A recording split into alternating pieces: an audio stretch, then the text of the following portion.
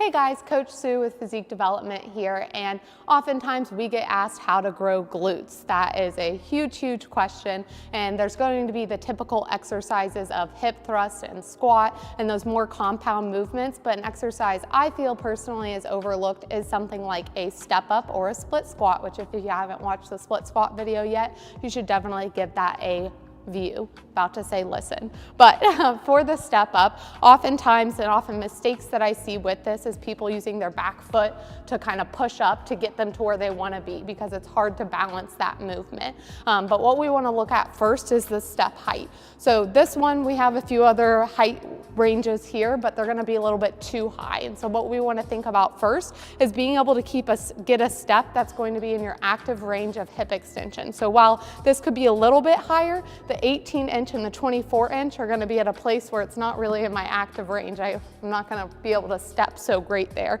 So I'd rather err on the side of caution and have this one that's a little bit lower than what I would prefer.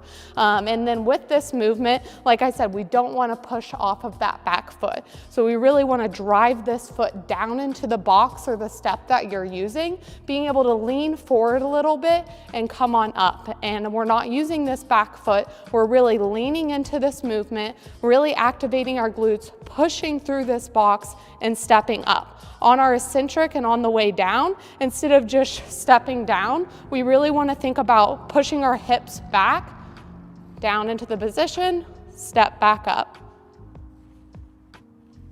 And as you can see, this foot really doesn't have any weight bearing on it because we're really trying to keep it all in that right, and then we can switch over and switch feet. So definitely give the step up, you can use weights with this as well, a try, and really to work on how much effort you're putting into that foot that's standing and not bouncing off that back foot.